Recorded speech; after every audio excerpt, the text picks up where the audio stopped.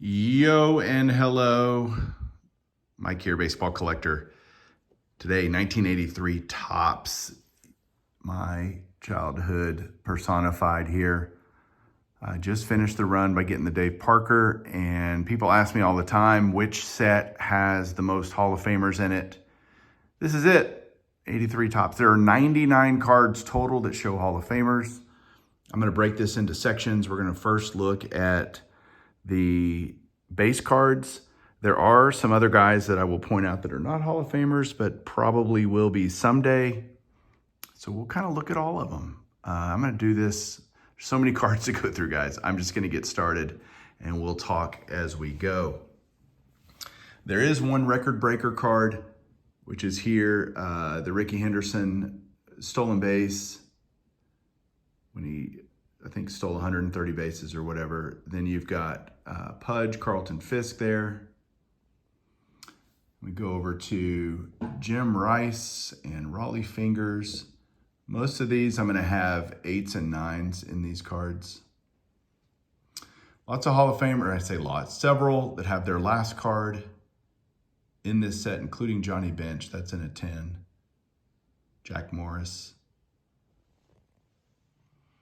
Steve Carlton, the first of the trifecta of great Hall of Fame rookies in this set, which is Ryan Sandberg.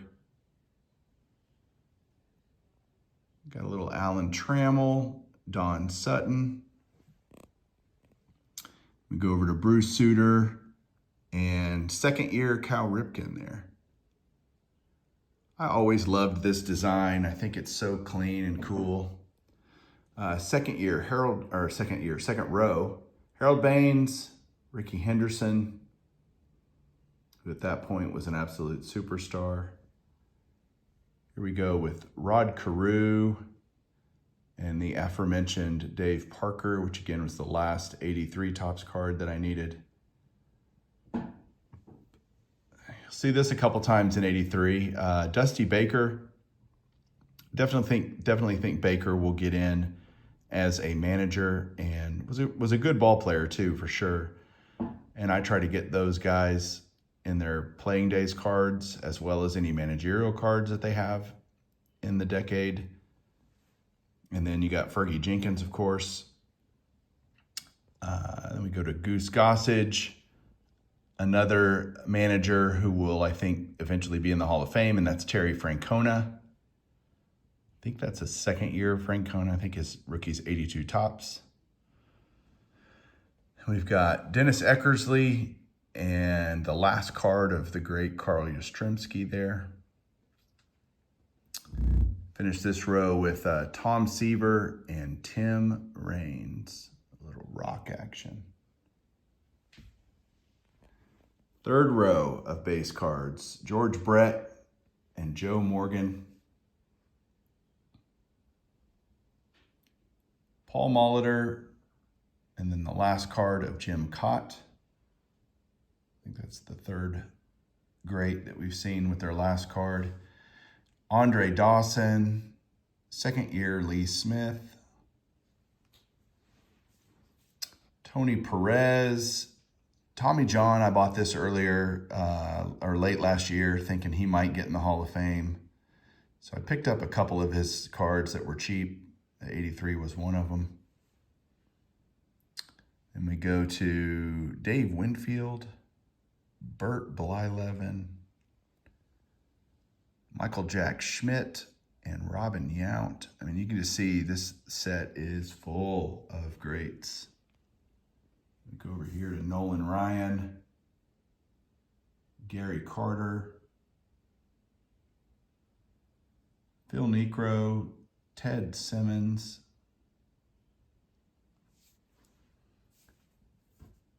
Gaylord Perry, Tony Gwynn rookie, there's a second one, Jim Palmer, and the third great rookie, Wade Boggs, Reggie Jackson. I always love that card. I love the sunglasses that he's wearing. And then Eddie Murray. And the last one of the base cards is Ozzie Smith. But that's not all, folks. There's a whole lot of other cards that you're going to see here in a minute with Hall of Famers, so hang on. So the first great subset in 83 Topps are the super veteran cards. There were lots of players that had been playing for a long time, and Topps felt it necessary to pay homage by printing a dual picture card with them in the rookie year and current. The card number would be the card immediately after their base card. So you'd have their base card, and then right after it, their super veteran. So let's show you who they did. We've got Raleigh Fingers here. I used to love getting these in packs. Johnny Bench. Steve Carlton. Don Sutton. Bruce Sutter. Rod Carew. Fergie Jenkins.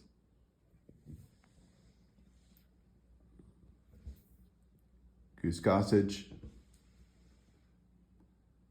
Mike Schmidt. Nolan Ryan. Mr. Necro. Ted Simmons. Gaylord Perry. Jim Palmer. Last row of these is Reggie. Look at that, same stance. Yastrzemski. Seaver.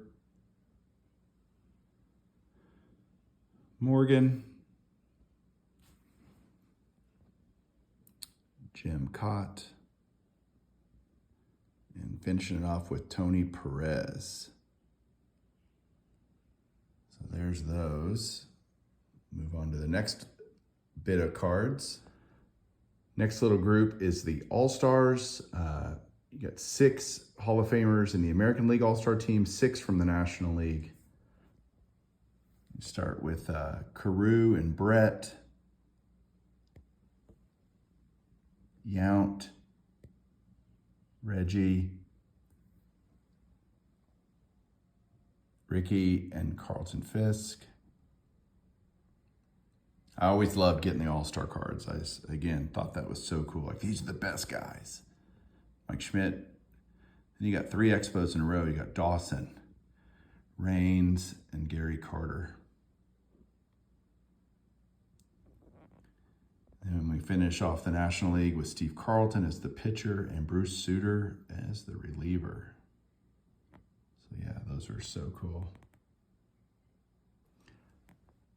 All right, last up, we got some league leaders, some team leaders, and then an amazing number of managers. 9 Hall of Fame managers, although one of them was really inducted as a player. That's pretty crazy, 9 managers that ultimately made the Hall of Fame. Let's start with the league leaders. You've got the home run leaders. They did dual American League, National League on one card this year. So there's stolen base leaders, 2 Hall of Famers on there, Ricky and Raines.